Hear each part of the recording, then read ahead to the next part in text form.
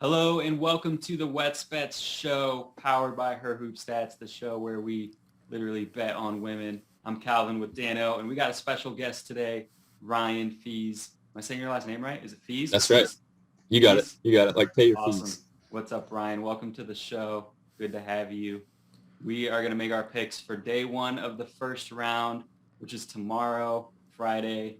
We're pumped. So we're each going to have a pick for you. I also got a few other picks on Sportsline, so go check those out over there if you want. I'm going to give you guys a different one today, though. But let's start with you guys. Maybe we'll start with you, Ryan, since you're new to the show. By the way, Ryan's going to be on the show for the next few days as well when I'm on the Sportsline Early Edge. So that'll be on YouTube. Ryan will be here with Dano. Check that out. But Ryan, what do you got for your play for Friday's first round slate?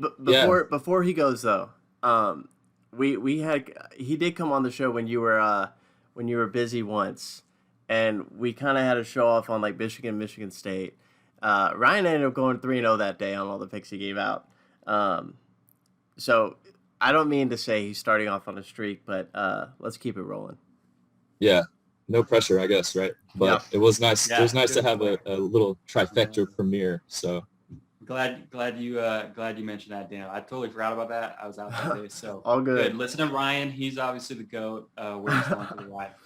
Ryan, you gonna make it 4-0? What's your pick? Let's give it a shot. Getting a little creative on this one as well.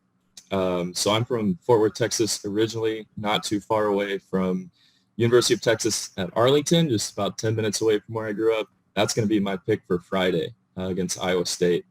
That's going to be a late tip-off. I think it's 9 o'clock Central, 10 p.m. Eastern.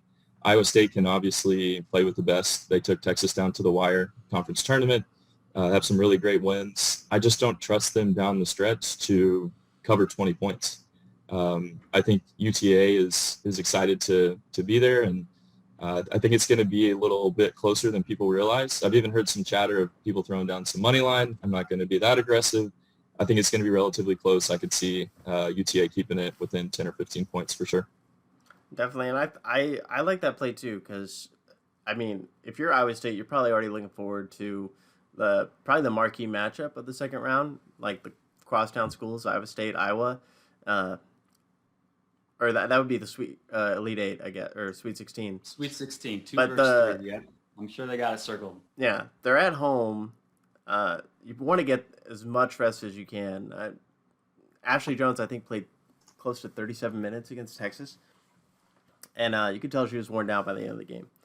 And UTA's defense isn't bad, so I mean, I anticipate them trying to rest their players in the first round, as smart teams should do. So I do love that pick. All right, and what about you, Dano? You're staying in state, right? Same state? Yes. Although I am in New York, my heart is forever with the Horns. Unlike football, where they let us down a lot, their women's basketball team, in my opinion, is the hottest team in the country. Incredible wins lately. Down double digits in the second half to Iowa State. Rory Harmon had 30 points, played 45 minutes, and had 0 turnovers. Unreal. Next game against Baylor, 20 points, plays 40 minutes, 0 turnovers. Does not look like a freshman. All-American honorable mention. I can't say enough about this girl and the trust I have in her carrying me to some wins. Now, I do want to preface it, 22.5 against Fairfield, who I faded. They were favorites a lot in their conference, and I felt like they always had trouble taking care of business. I don't remember the last time they played a game where they weren't favored. Definitely, I don't. It's got to be early preseason when they were more than a 20-point dog. But been a while. Yeah, been a while. I feel very confident that Texas will get up big, put them away, and Texas is deep. They got a McDonald's All-American who, like, she played for the first time in the Big 12 tournament the other day, came in and hit 3 straight shots. So yeah, I'm going to be looking for first half lines of some of these big favorites, such as UConn, what was the other one? Stanford, and then definitely Texas. I assume it's going to be closer to definitely not 9.5, probably 12.5. And I feel confident about Texas covering the first half spread at home against Fairfield. I'll Yeah, say, so Dano, go ahead, sorry, Wes. go ahead. Yeah, no, I was just going to say, I didn't love that pick at first, but looking at some of the stats, I mean, Fairfield relies way too much on the three-point. So if you trust the scouting reports, Texas go take care of business. I think you're totally solid there, especially in the first half. They also don't get to the free throw line at all, Fairfield. So Texas is going to run them out of the gym. I think you're right. One of the best defenses in the country. Vic Schaefer's doing something special down there in Austin.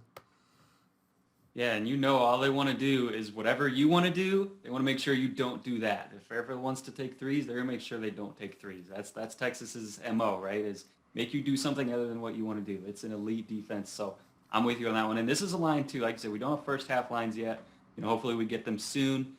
Maybe by the time we're putting this out, we will have them. But this is a line that there's a lot of discrepancy. There's a few lines like this, actually. FanDuel, 22.5. Caesars, 26. It's almost 4 points difference. So definitely, some disagreements between the books there. If you can get it on FanDuel, obviously 22.5 is much better value there versus the 26. Would you play it at the 26 though, Dano? Not for the amount of money I'm going to be laying down on 22.5. I probably would stay away. I just would go big on the first half and feel good about myself, and live a stress-free life. But yeah, just any game outside of the UConn game that's over 20. I've already laid money on UConn minus 28.5 against Mercer. Any other game, I don't feel good about. Mind you, UConn has not given up more than 10 points in the first quarter in their last 3 games. Those were all in the state of Connecticut. They were at Mohegan Sun. UConn should win by 50. UConn should have no trouble with this one, no doubt.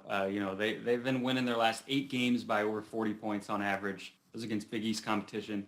It's not the SEC, but it's the Big East. It's not Mercer either. So No. UConn definitely another play I like as well.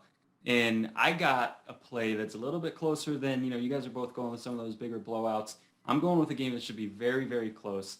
8 versus 9, Gonzaga versus Nebraska. I think both of these teams are underseeded personally, just in terms of team strength, maybe not resume, but in terms of team strength, you could look at this as maybe more of like, 6 versus 7 type of a game. So I think both of them got a little bit of a raw deal in who they're playing. Obviously, both teams have had some inconsistencies, throughout the year, and Gonzaga was rolling early on until they ran into BYU for the first time. BYU kind of broke their spirit with that game, really got on a cold streak, and they lost to BYU again in the second game. But I think they sort of figured things out. We saw in the conference tournament, they flipped the script against BYU in that championship game. We do have Gonzaga favored by 2 with our model. Gonzaga is an underdog, a slight underdog on Caesars, plus 1.5, or you could get the money line at plus 100. So I think Gonzaga should be a slight favorite in this game. I think they have the teams flipped. So I would take Gonzaga as long as they stay an underdog. I do like the play, and the more you talk it out, if I think about how teams are going into the tournament, there's not a better note to go in. That's why I'm not jumping at BYU at all. Just the way they looked in the last 2 games. Meanwhile, Gonzaga absolutely took care of business. They only played 2 games in the tournament because they were the 2 seed, but they looked so solid that entire game against BYU. Just I think 10 in our net rankings at her hoop stats.